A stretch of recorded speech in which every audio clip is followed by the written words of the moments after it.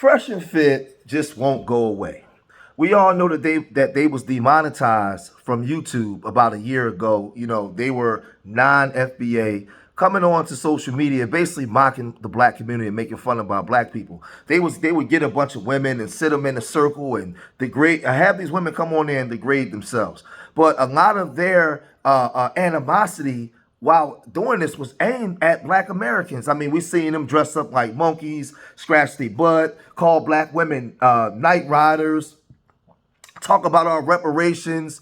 I mean, just every time I turned around, he had black Americans' name in his mouth.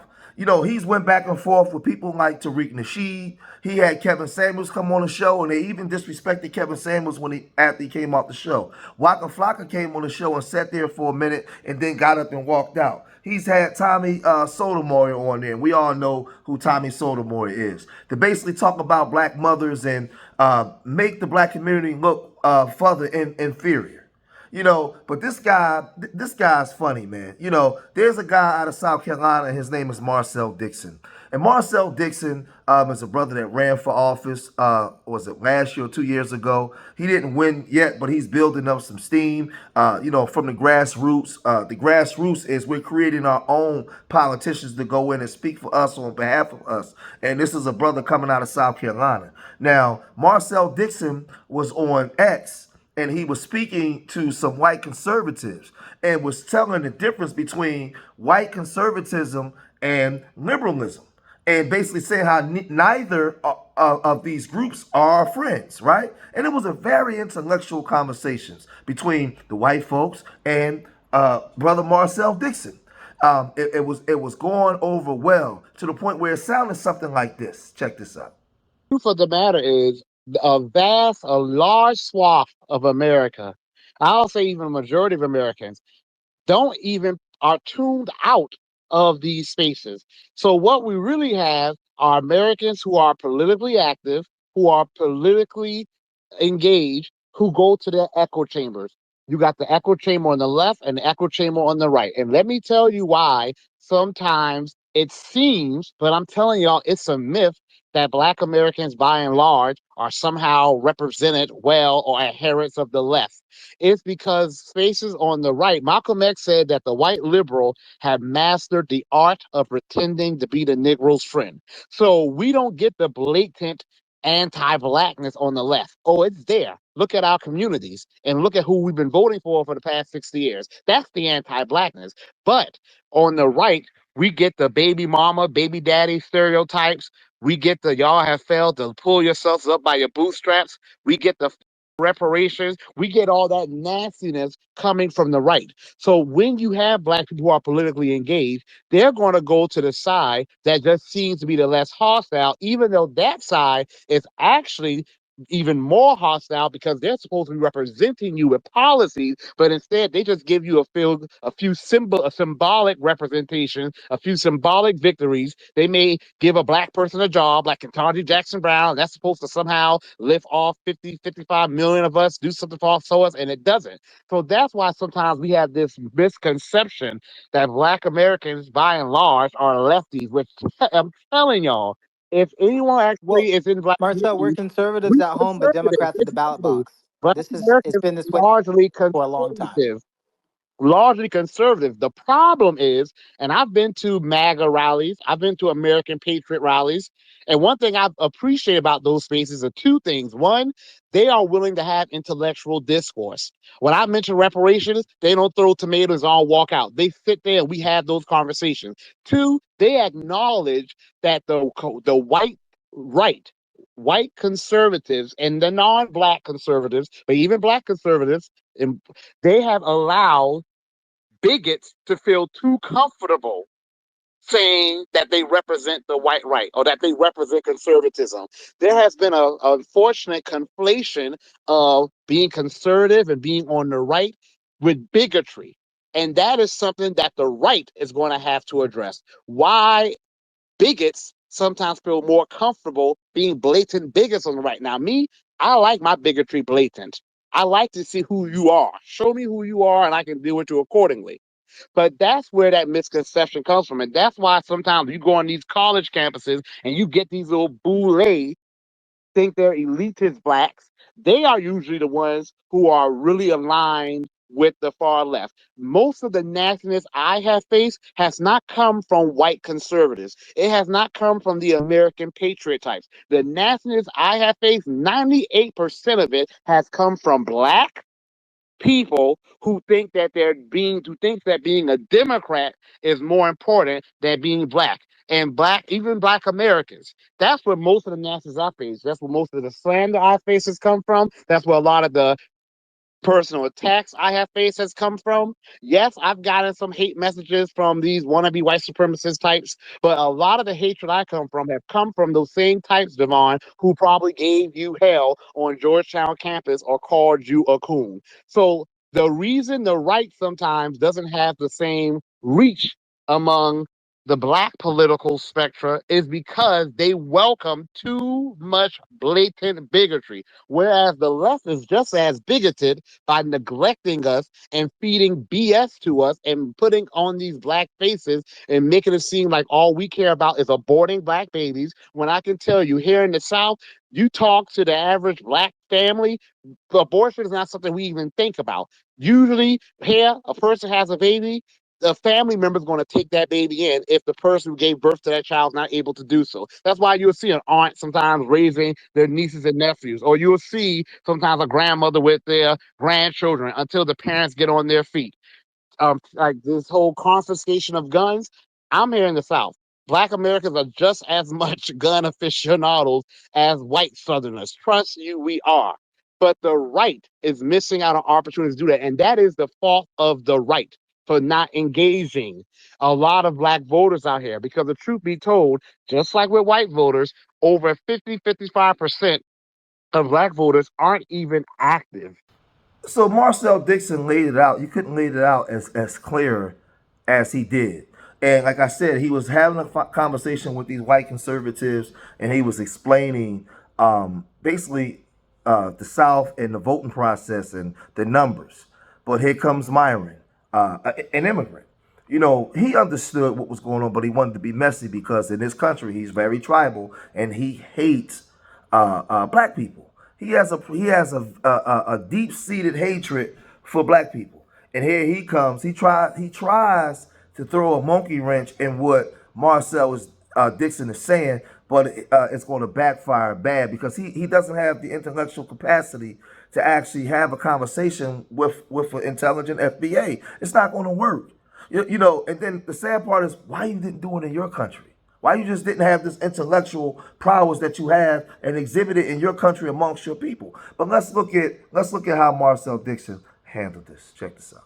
So then why should they waste their time going after the black vote when it's only 15% of the population, and on top of that, about 50% aren't politically engaged? The reality is this, guys. Most Americans are stupid. They don't understand how the world works. They don't have a passport. They've never left their state. They can't even name 3 countries a lot of the times, and they're idiots. And the thing is that the left is cooler nowadays. It's cooler to be liberal. It's cooler to be super edgy and woke. That's what's cool. That's the problem with the conservative side for the long time, is that it hasn't been cool. Thankfully, there's some more creators coming out there that are conservative. There's some more creators coming. Hold on, let me finish my point, bro. Let me finish my point. But we're 33, we're like let me finish my point. 5 million. We're You're 30 lagging right now. people who actually vote. First of all, Asian Americans are a smaller contingent of the population. People still engage them. A huge percentage of the Hispanic population can't even vote. And you got people tripping over themselves to do things for illegal immigrants. And that includes the Republican Party. You even got people reach out to Native Americans who are like 2% of the population. So let's stop acting like 15% is such a small percentage where it's a damn lot. And 15% is actually an undercount because the census admits they undercount us by 3 or 4%. And in the South, Black Americans are usually in states like Georgia, Alabama, Louisiana, Mississippi, South Carolina, 30% or more of the population. So it's not a waste of time. Just like it's not a waste of time. It is. What? Just not like They're not a majority, bro. And the reality is, if the way you're going to get the black voters is by giving them handouts, you guys cry about reparations. You guys want handouts all the time. That's just the reality. Let's call it spade a spade. The black community wants handouts all the time. That's what you guys want. Handout? So Is it a handout when intern yes, Japanese Americans or their children got reparations? Was it a handout when these Native American tribal governments get settlements that sometimes go to them in direct cash payments? Is it a handout when Holocaust survivors and their descendants get direct cash payment? Is it a handout when the downwinders get paid their all right. reparations? It's So all let me ask you a question then. Since you're a pro reparation guy, let me ask you a question. Number one, how when much money? Hold on. Yo, nobody can hear you, bro. Your internet sucks. Your internet sucks. Nobody can hear you. Yours is lagging bad. Okay, fix your dial-up internet that you got. Your AOL. You know, your. I just got online. Let me finish my point here, okay? okay, Because you reparation guys Myron. always want handouts, and it's ridiculous to me. Because here's my question: if you're going to go ahead and say I want reparations, like all these other crybabies, let me ask you this. Number one, who's going to pay for it? Number two, how do we identify who deserves it and who's going to get it? Number three, how are we going to be able to trace back lineage to identify you as a foundationally Black American? How far back are we going to go? Like, none of this stuff actually makes sense. And this is the problem when you want handouts. Who's going to pay for it? How are you going to actually implement it? I have answered those questions. So first of all, the payments will come from where it's always come from, the federal government, like it's The middle class. other The middle class. I'm Because you're paying for it. The answering middle class is going to pay for it. answering your question. I'm answering your question. Number two, how do they identify who the foundational Black American? Before I even answer that, let's talk about handouts. You got a handout when your family was able to come here from war-torn, poverty-stricken Sudan. So let's not talk about handouts when Here we go. I'm speaking with a living, walking, talking handout right now. And see, Myron in rare form comes on and says that the Black Americans are looking for a handout, knowing our history here in this country. Now, he didn't say that about all the other groups. He just said Black Americans because he has a problem with Black Americans. But when Marcel flipped it and said, "Well, wait a minute, I'm talking to a walking, living handout. You came here as an immigrant from a war-torn country and was given a chance." But you was given a chance based off the struggle and fight that my people fought for you to even get here. But you got the mitigated gall and audacity to part your lips to say something bad about us. When it was the Immigration Act of 65 and the other immigration acts that we all fought for, bled for, went through everything for you guys to even make it through here. Not also protesting the injustices that was going on in Africa. But you come here and you have an issue with Black Americans.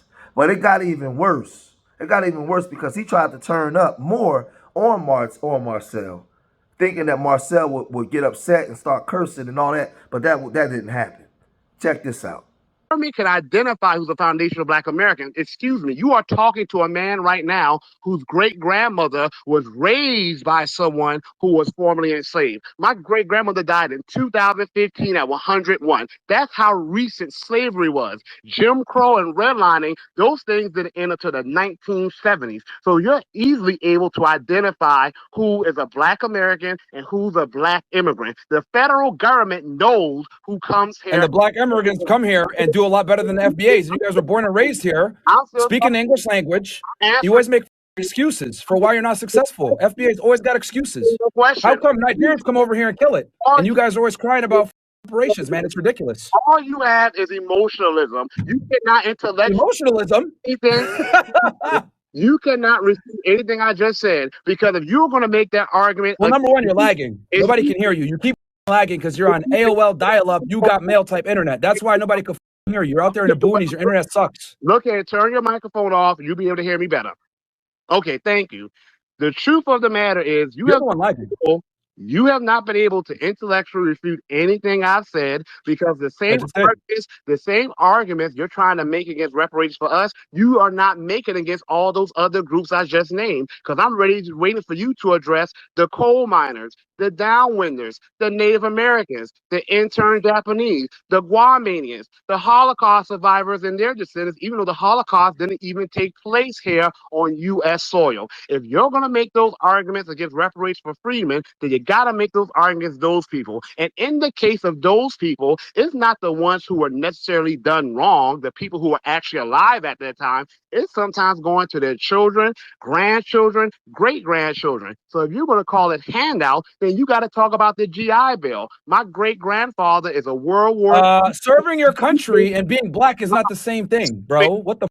You serious? Father My great grandfather is a World War II veteran. He was Then he deserves the reparations, not you, bro. Then he deserves it, not you. That's the difference. he Like, was why are you trying to get handouts on your granddaddy? That's ridiculous. Please stop crying. That's ridiculous. Put on your big boy pants and wipe the tears from your eyes, okay? My great grandfather is a You're the one crying for reparations. he is still alive. He's 100 years old. He never So got give him the money. he never Give got him the money, not you. The sad part is if stupid Myron can hear himself. Now, what he said was that we were crying and looking for handouts. And immigrants come here and do better than us when we speak the English language. I'm going to unpack everything that he said, right? But he is a walking, talking handout. His parents came through here, right? So let's just say his parents come through here and he's giving a handout, right? Because he said that his grandfather deserves reparations, not him, for the work that his grandfather put in. So what if they say, well, okay, well, we gave your father a handout, but the children that was born here, they don't get the same handout we gave you. You got to send them back to Sudan. We were looking out for you. We weren't looking out. That don't even make sense. So if I'm a descendant of the people you did wrong, and I'm basically in a position of suffering or behind because of what you did to my people. If I come from a people who a lot of people don't even know who their fathers and grandfathers are, or you redlined us, or you systematically kept us out of the economic loop for generations, and now we're trying to catch up, right? Despite living in America, where you allow other groups to come here, and they come here with an intact language, intact culture, family structure, and unit. Of course they're going to outperform you. Of course. And he broke down all of the different things that we've been through. Right? And Myron, he just totally just disregards that. But if you talk about why his family had to come here, he can articulately explain to you what's going on in the Sudan and why they had to leave the Sudan, right? So he got to come to a fresh land and get us and start over. But what happened to us here, we never got to go nowhere and start over. We just had to stay here and deal with the things that we were dealing with, and we never had any type of recompense for what happened to us, ever. He doesn't care nothing about that because he doesn't care anything about black folk. Right? Now, are we responsible to get our things together? Yes. But we have issues here that we've been through that when foreigners come in, they're not connected to what we've been through. They connected to what they've been through in their country. So if you take 50 African Americans and send them to their country, of course we're outperforming them because we're not connected to the trauma that's making them flee. So they come here, they're not connected to ours. That's why they're not our friends. I keep telling y'all that we don't have no friends in this struggle. They don't care nothing about us. They come here to make money, and they carry a very tribalistic way of thinking. To them, people that look like me and you that's watching this, you're the enemy, not the W man. Not the W man. They don't see the W man on a day-to-day basis oppressing them. They have tribal wars, so people that look like them are the enemy. So when he come here, he see you, you are automatically his enemy, not the W man. They don't see the W man behind the scenes, causing everything. We understand that as black Americans because we've been under the foot of tyranny for generations here. We understand how this thing operates. And that's why I'm telling you, you're wasting your time talking to these bums. Stop talking to him.